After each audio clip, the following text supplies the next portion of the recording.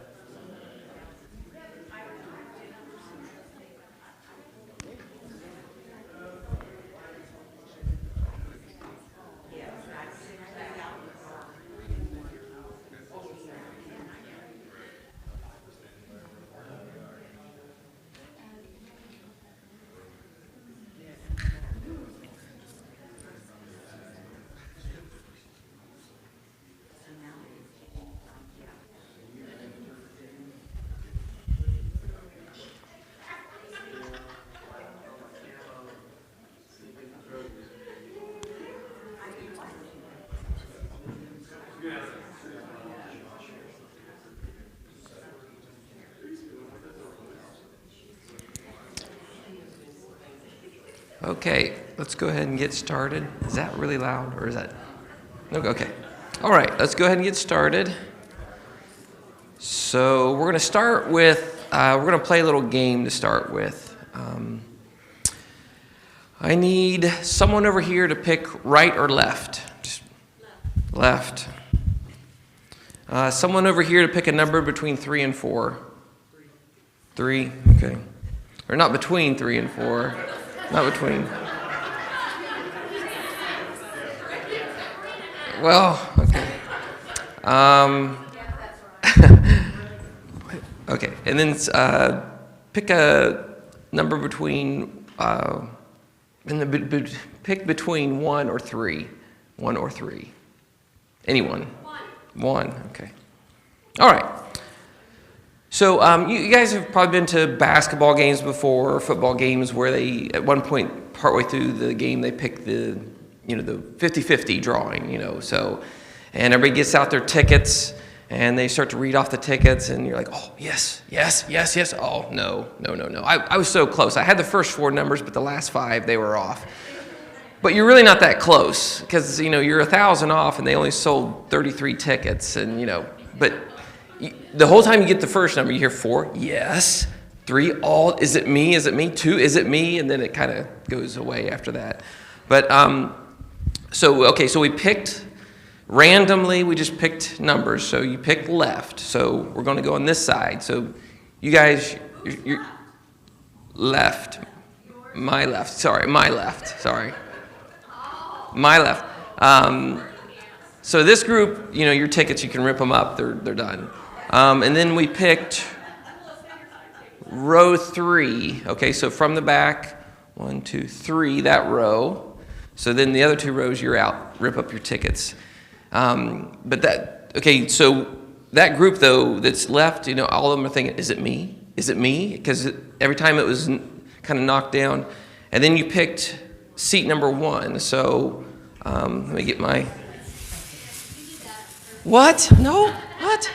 Oh, who won? Eric? No, I better not do that.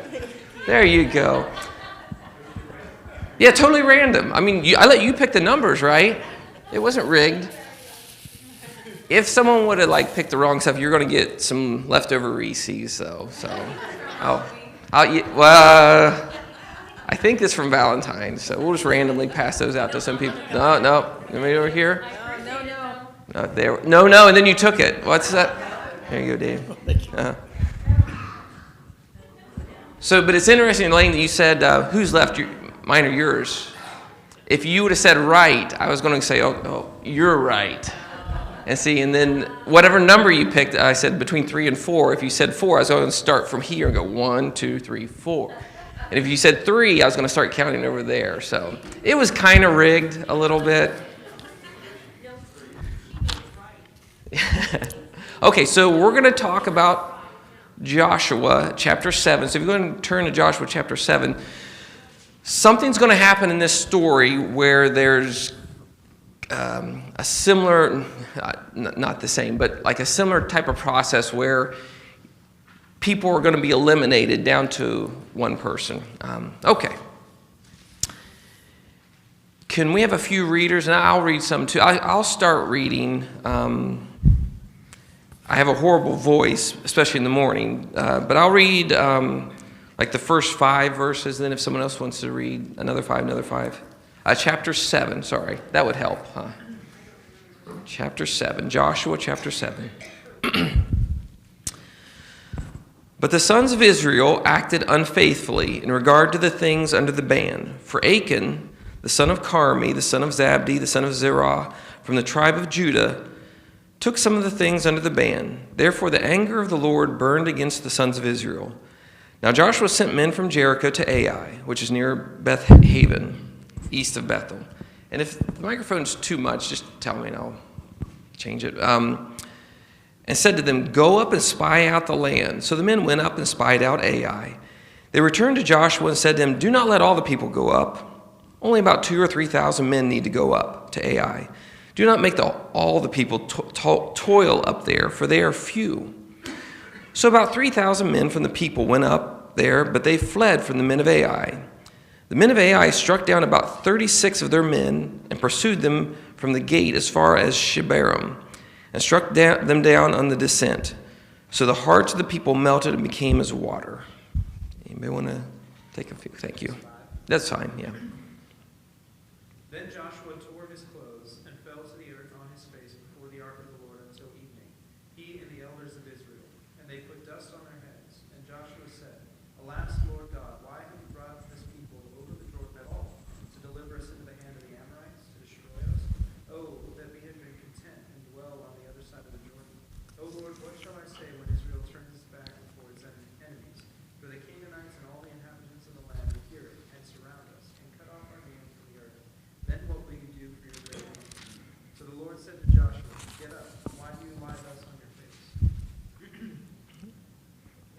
Anybody else? Israel has sinned, and they have transgressed my covenant that I commanded them. They have taken some of the devoted things, they have stolen and lied, and put them among their own belongings. Therefore the people of Israel cannot stand before their enemies. They turn their backs before their enemies, because they have become devoted for destruction. I will be with you no more, unless you destroy the devoted things from among you. Get up, consecrate the people and say, consecrate yourselves for tomorrow. For thus says the Lord, God of Israel, there are devoted things in your midst, O Israel. You cannot stand before your enemies until you take away the devoted things from among you. And in the morning, therefore, you shall be brought near by your tribes. And the tribe that the Lord that takes by lot shall come near by their clans. And the clan that the Lord takes shall come near by households. And the households that the Lord takes shall come near man by man. And he who is taken with the devoted things shall be burned with fire. And he and all that he has, because he has transgressed the covenant of the Lord, and because he has done outrageous thing in Israel. Okay. Anybody else want to read a few verses? Anybody here get flowers and want to pay back for getting flowers? No. Okay. Early the next morning, Joshua had Israel come forward by tribes, and Judah was chosen. The clans of Judah came forward, and the Zerahites were chosen. He had the clan of the Zerahites come forward by families, and Zimri was chosen. Joshua had his family come forward man by man, and Achshon, son of Carmi, the son of Zimri, the son of Zerah, by the tribe of Judah was chosen. Then Joshua said to Achshon, my son, give glory to the Lord, the God of Israel, and honor him. Tell me what you have done. Do not hide it from me. Achshon replied, it is true. I have sinned against the Lord, the God of Israel. This is what I have done. When I saw them plunder a beautiful robe from Babylonia, 200 shekels of silver, and a bar of gold weighing 50 shekels, I coveted them. I took them. They are hidden in the ground inside my tent with the silver underneath. Eric, do you? Okay. So Joshua sent messengers, and they ran to the tent, and behold, it was hidden in his tent with the silver underneath. And they took them out of the tent and brought them to Joshua and to all the people of Israel. And they laid them down before the Lord. And Joshua and all of Israel with him took Achan and the son of Zerah, and the silver and the cloak and the bars of gold, and his sons and daughters, and his oxen and donkeys and sheep, and his tent, and all he had. And they brought them up to the valley of Achor. And Joshua said, why did you bring trouble on us? The Lord brings trouble on you today. And all Israel stoned him with stones. They burned him with fire and stoned him with stones. And they raised over him a heap of stones that remain to this day. Then the Lord turned from his burning anger. Therefore, to this day, the name of the place is called the Valley of Achor. Okay. Yeah, and Mark, how do you pronounce the guy's name? Yeah, Achan, the main guy's name. Do you? I pronounce it like I've always heard it. I would say Achan, but Okay. I can't tell you that's the way to pronounce it. Yeah.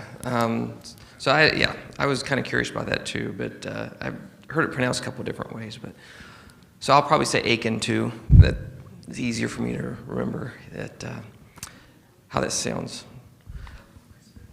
Yeah, I don't know. Okay, so let's first of all, what was at the very beginning of this chapter? And you can start in the very first verse. What was God's kind of response to Israel right now? And they don't know it. He was angry. And what's the description of how he was angry? It says he burned with anger. Yeah. I've been pretty angry at my kids before, but that's kind of a scary type of anger, burning with anger. Okay, so real quick question. Joshua said, okay, we flattened Jericho, we got Ai here, and he sent some spies up. What do the spies say? Yeah, So don't even send everybody up. Don't make everybody work. Let's just send a few. So after service today, if I ask, okay, I need 4 volunteers to turn off the lights after church, would that be too many, you think? 4 volunteers to go turn off 2 light switches? Yeah, you would think it'd be too many. I actually have 3 sons, though, that if I walk around the upstairs, there's room lights on, a bathroom light on, lamp desk light on. I go in the basement, all the lights are on in the basement. Meanwhile, 3 of my sons are on a couch, and a computer's in front of them, and they're watching a YouTube video, kind of jelly-spined, and mouths open, and eyes kind of glazed over. I'm like, guys, you left all the lights on. Huh? What? You know, you wouldn't think it, 3 sons, somebody could turn their lights out. I don't know genetically where they get it from, because I'll go into my room, our room, and a lamp by my where my wife reads books, it's always on. She's not in the room either, but I don't know. I'm just kidding. No, I gave her flowers, so I can say bad stuff now. So, but okay, so Joshua says, okay, yeah, we'll just send 3,000 people. That's going to be enough. This is an easy job. Turning off a light switch, easy job. And what was the result of that battle? Yeah. And it says that, what did it say about their hearts? Their hearts, you see that? It became like water. Well, before, I'm going to talk a little more about that in a second, but yeah, this was a huge upset, okay? They thought, oh, this will be easy. We want to send everybody up. Israel had just literally crushed Jericho, right? God and Israel had literally just crushed Jericho. And I looked back, I didn't see where they said there was any loss of life on Israel's part. And there might have been, but it's not mentioned that I saw anywhere. So just think about that. I mean, complete one-sided victory for Israel against Jericho. You just crossed the Jordan, you smashed Jericho, you have God on your side, and you think, oh, here's a little town. Well, maybe we didn't even lose any life during that battle of Jericho. Now we're going to go up and take care of Ai.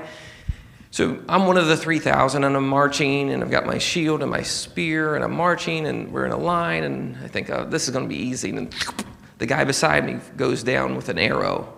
Oh, well, that didn't happen in Jericho. And then they charge us, and the guy beside me gets cut down by a spear. Another guy over here goes down with a sword. We're losing guys, and people are starting to lose some faith, and I'm backing away, and I'm not going to be the next one to die. And I run, other people run. Pretty soon, everybody from Israel is running, and the people from Ai are just cutting them down as they run away. And at least 36 Israelites died. So this was a huge upset. Okay, and I try to think of some things, and maybe you guys can think of better analogies, but let's say Ohio State's football team, for whatever reason, Purdue had COVID, so they can't play. Okay, that's happened, right? And they need to schedule a makeup game, but the only people they can do it with is Lancaster Junior High. That's the only team that has an open date. And they'll even travel to Lancaster Junior High just so they can get the game in. So Ohio State says, we're not going to send we're not going to send C.J. Stroud. We're not going to send our good players, Jackson. No, we won't send them. We'll send our second team. So the second team comes down here and they start to play Lancaster Junior High, and they get beat. Okay, do you think there's any way that could happen? Shouldn't. Same thing here. I mean, this shouldn't happen. We have God on our side. Look, all these miracles that just happened. This should not happen. It'd be like if the Titanic hit the iceberg and the iceberg sunk. I mean, this is not supposed to have a huge upset. You're driving along. These are my 3 examples, and then you can say if you liked them or not. Third one, you're driving along in the car. A bug hits your windshield, and your windshield shatters, and the bug, just kind of flies around. It's like, yeah, and then flies off. Law of science, that's not supposed to happen. Huge upsets. That's kind of what happened here. We're going along, we should win easy, and people start dying, and then their hearts turn to water. Let me get to my next page. is the heart turns the water part. That's the one I want to talk about real quick. So you're full of confidence down to nothing. The only thing I could kind of think of, and there's probably better examples. You ever been driving along and you might be around the speed limit. You're driving along and all of a sudden you see lights. Has anyone here had that? Are you going to raise your hands or no? I didn't want to do that. But yeah, I have before. One time I was actually on my way to church. We were living down in Wilmington. Had stopped to get donuts, for the class we were in. And as I came out of the grocery store, and no one's on the roads Sunday morning. No one's on the road Sunday morning. So did I stop? No, I just kind of came out of the grocery, kept on going down the road, and all of a sudden lights. And I'm like, I'm not speeding. Pull over, and what's the problem? Oh, you rolling stop. I'm like, oh, you're kidding me. But that was that feeling, you see the lights, you're like, oh, now, what they were feeling was 10 times that, okay? As people around them are dying, they've lost, the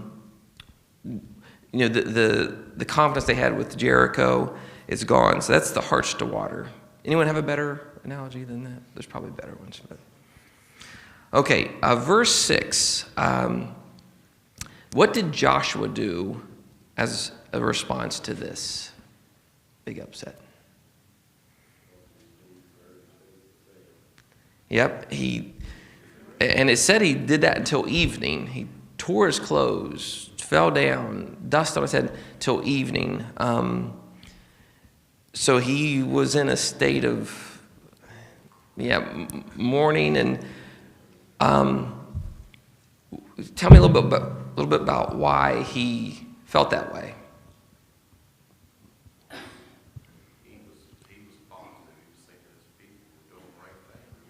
Yeah. And he's probably thinking too, okay, so we just entered this country, we're going to take it over, and, this is just a little blip, AI, I'll just go ahead and take care of it. And then they win. And you got to think, oh, well, if AI did that to us, what are the big cities going to do to us? What are the more professional armies going to do to us? We've crossed the Jordan. We're committed. The manna has stopped. I mean, we got to rely on food from here, so we have to take things over. If AI did this to us, what's next? And he's questioning a lot. He does a lot of questioning here. They also didn't consult God first. They also didn't go to God and ask for help and be helped. This is getting ahead a little bit, but yes, I mean, no, it's good. In chapter 8, God kind of gives the blessing to go fight AI that time. Yeah, this time, at least it doesn't say Joshua asked if this was okay. He didn't consult God. At least that is not mentioned in chapter 7. So yeah, because if he would have consulted God, I think God would have said, you've got issues in Israel, take care of that first, But yeah, I think that's a really good point. Which brings us to the next question. Who sinned? And it's in verse 11. Who does God say sinned? Well, in verse 11, yeah, it was Achan, but who does he say in verse 11 sinned? Israel. So Achan sinned, but God's saying, you're all responsible. You're all, going to be held accountable for this sin. And this is kind of application, I guess. But do you ever kind of think that some things in America are trending the wrong way? I mean, here lately, as far as morals, I have to screen our shows on Netflix before I let the boys watch them because of all the things that 10 years ago wouldn't have been on TV, as far as language or different situations, that it's on commercials now, and it's on just shows you think are kid friendly. So it's just Ads on TV. ads, commercials. Kissing women. Yeah. So and that's a pretty quick amount of time for this to be turning around.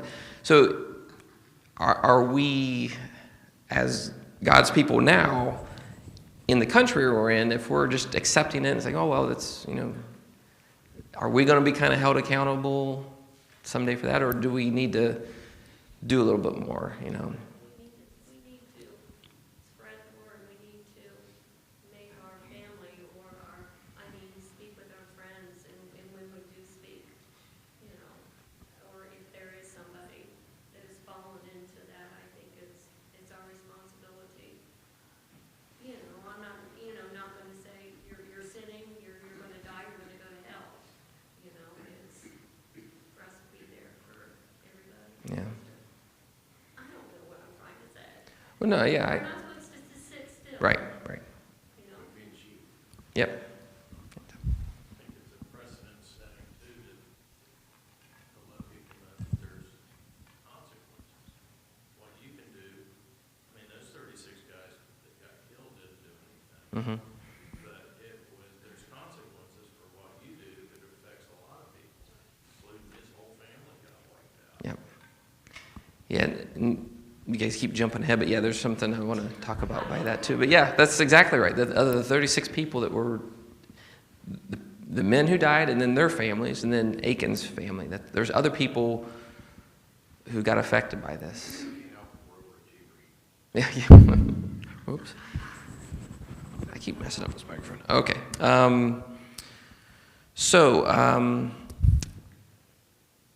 Let me read the question right out of the book here so I say it right. I don't feel like I'm handling the microphone right. I feel like it's... Oh, that was a little loud. I'm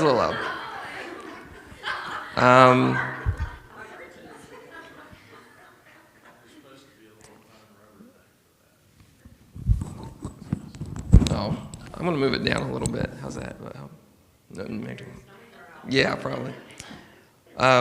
What was the reason God gave Joshua for the loss at Ai? Like he said some very specific things in verse...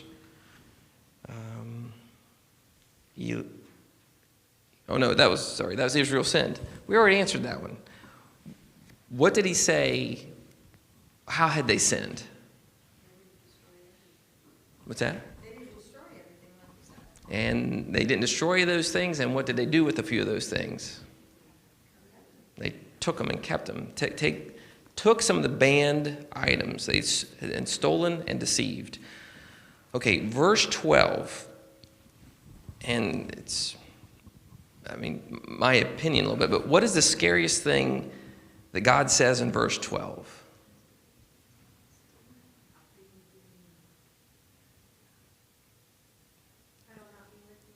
I think so. I mean, he's brought them through the wilderness and across the Jordan into the promised land, and this happened, and he says, look, if this isn't fixed, I will not be with you anymore. Done. And it seems pretty final and very firm. And he says, unless this is taken care of. So, okay, so this is where we get to remember the little thing we did before? Okay.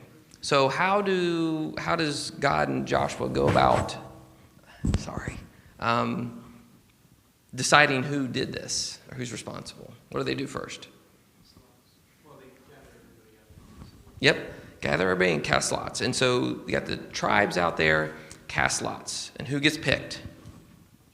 Judah. And then out of Judah, it's by households or families, another little subdivision of clans, and then Zerah gets picked. And then out of all those groups, Zabdi gets picked. So it keeps getting more narrow. So, I don't know the exact structure, but it's tribe down to, a smaller family group, a clan or whatever, down to families, down to households. It goes from Judah down to Zerah, Zabdi, and then Achan. Why do you think, and there's not a real right or wrong answer, but I just have a guess. Why do you think God did it that way? Like, okay, take this tribe out, and this family out, and this group out. It kept going down, down, down, until it got to Achan. and this is actually something that Erin sent me a video, because she taught this with the Wednesday night at middle school, and this guy had a really interesting point with it. Pretend you're Achan, and all the nation gets called out to stand out there. And then Joshua says, okay, Judah, you step forward, everybody from Judah. And then he says, okay, everybody from Zerah in Judah's tribe step forward. And Zabdi, and he keeps getting smaller and smaller. What do you think was going through Achan's mind? You know? Yeah, I mean, do you think when he had the whole nation was out there, he's like, oh, if they just pick Ephraim, I'm safe, you know? And, you know, this has been at least a few days from Jericho. Do you think he kind of thought, well, I've gotten away with it? You know, I did it. I got the silver, I buried it. I'm good, I'm clean. And then this starts to happen. You know, it's kind of like the lights behind you. Oh, you know, I'm in trouble now.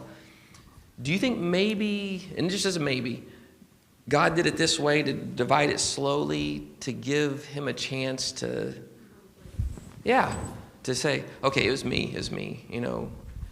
And I don't know if he still would have been stoned and burnt, but I don't know. I mean, you don't know. God might have forgiven, or he might have just had him stoned and not his whole family. I don't know. But is that a good guess that maybe that's why he's just giving him a chance to repent? Okay, repent. Okay, repent. In the Also in front of everybody. It's what? It's in front of all these tribes, and it's a good lesson for all of those. Yeah, that's something I was about to say, but you go ahead. No, that's, yeah. Sorry. I'll jump ahead, but yeah, okay, so the next city we get to, all those people that are, going through stuff, are they going to follow God's command about this particular city a little bit better after they saw what happened to Achan? And if something's appropriated for God, I'm going to make that be God's and not mine. Turn the page. Okay, now why did Achan do this? Oh, Well, I just want to also think, I don't know if this has as much significance as I think it does or not, but it's interesting that God says, Israel has sinned, not Achan has sinned, and then he brings everybody out. He's like, look, it's not just, we're not just going to one person, privately and quietly, we're going to make all of you stand in front of us and recognize that this is everybody, not just one person. It affects more than just him. I think that's right. I mean, that's why the whole nation was out. Everybody's somewhat accountable. And we don't know this, but did Achan keep it completely secret? Or did the soldier that was next to him kind of saw him grabbing the silver and the gold? Did he say something to someone? We don't know who else might have known and just said, oh, don't do it. But I'm not going to tell on you, but don't do it. We don't know if other people knew or not. Yeah. Tribe, clan, house. Yeah, exactly. Maybe that was a wake-up call for them to get their act together. I know with us, when I'm yelling at one son, the other two are, listening and backing away. Because they're like, oh, I probably leave the lights on a lot too, don't I? I'm going to go sneak away and turn my lights on. But yeah, it can make you at least examine yourself and see what you're doing right and wrong. Why did Achan do it? Why did Achan take the money, you think? He just coveted what he wanted. Okay. He didn't care the consequences, so it was going to hurt. Is money a temptation? Yes. Is money a huge temptation? Okay.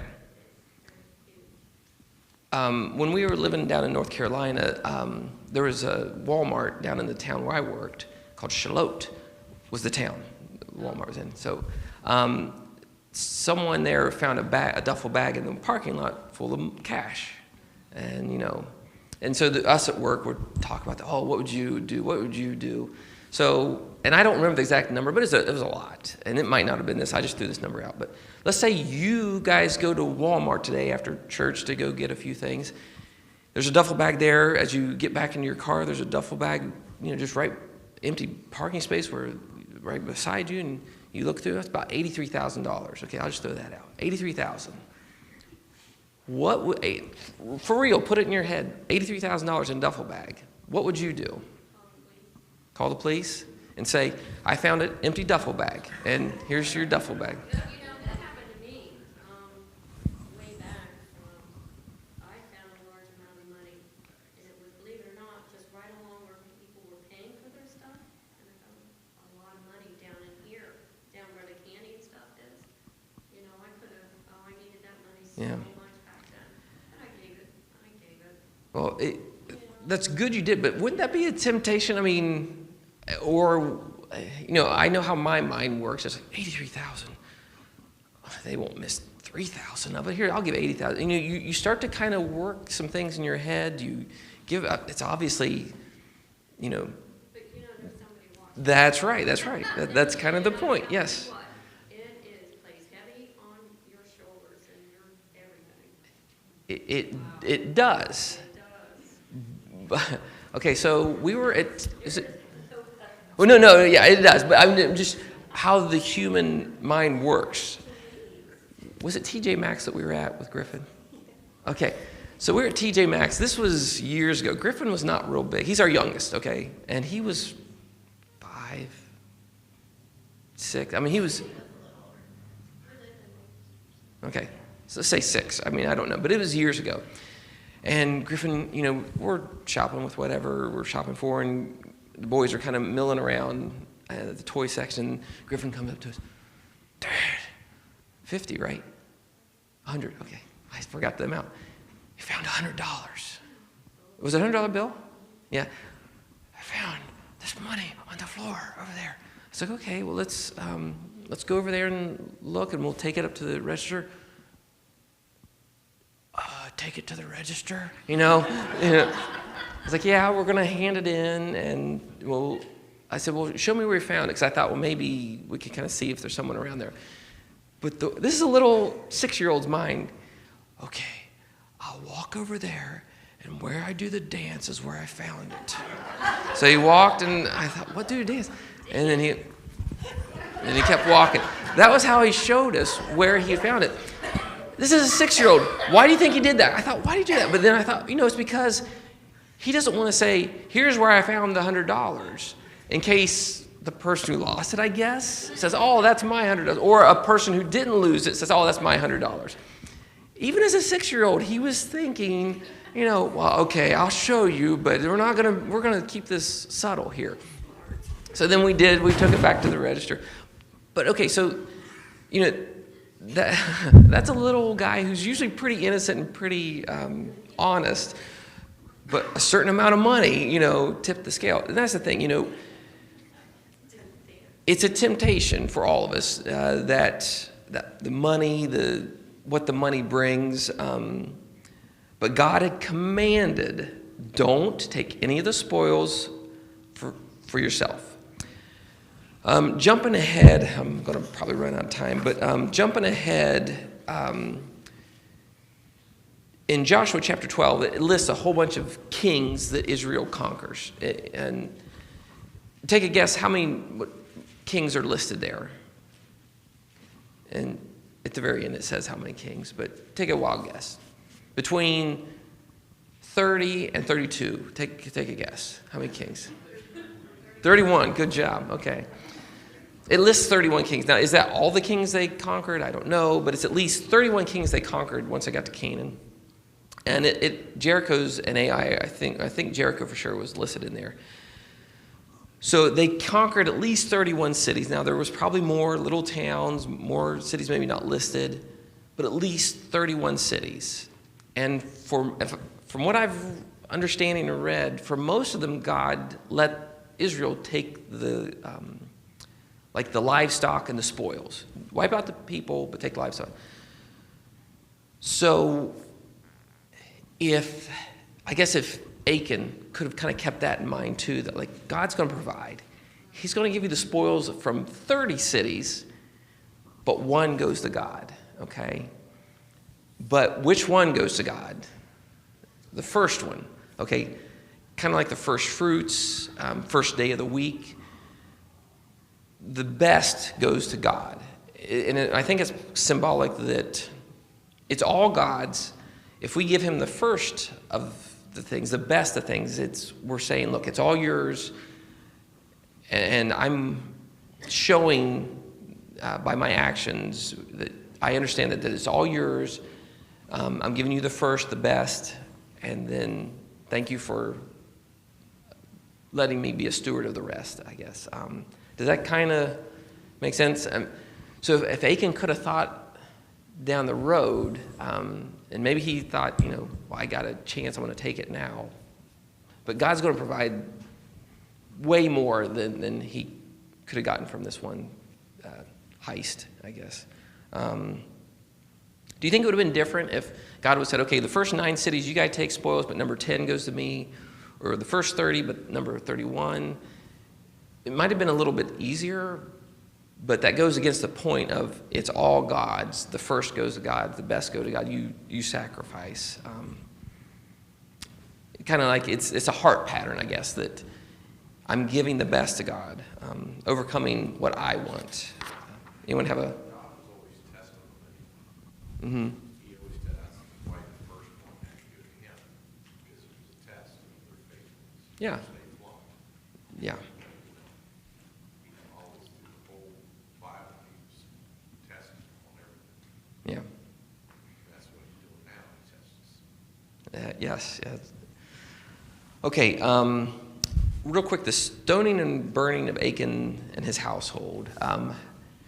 This has always been kind of a tough thing for me. I hope for other people too, that his children and family were affected.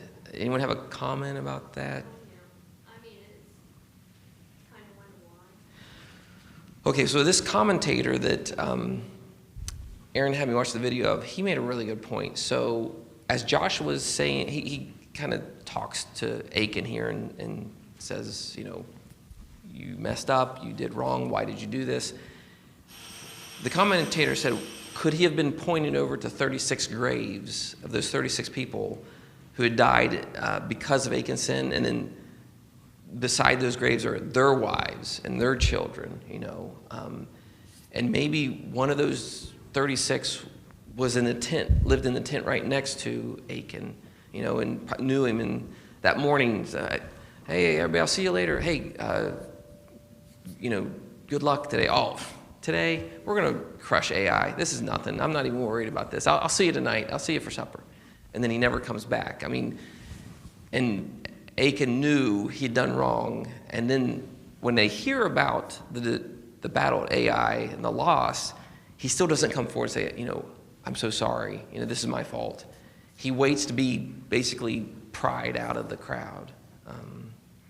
So anyway, that when I heard that, I was like, that does make it feel a little bit different, I guess. Okay.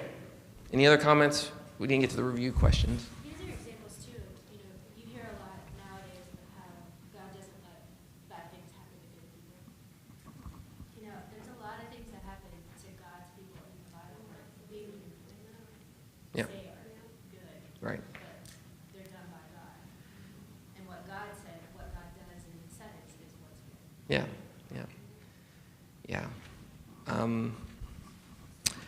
We didn't get to chapter 8. But in chapter 8, we do learn that Ai is about 12,000 people in the city. And the next time they take the whole army up and they set ambushes. And then afterwards, Joshua sets up a little altar, does sacrifices, and then rewrites all the law of Moses on some stones and then rereads it to the whole people. So it kind of is like, we messed up. Let's not do that again. Let's get things reset, recalibrated, and let's go conquer. So, okay. I think I'm out of time, right? Okay. Thank you.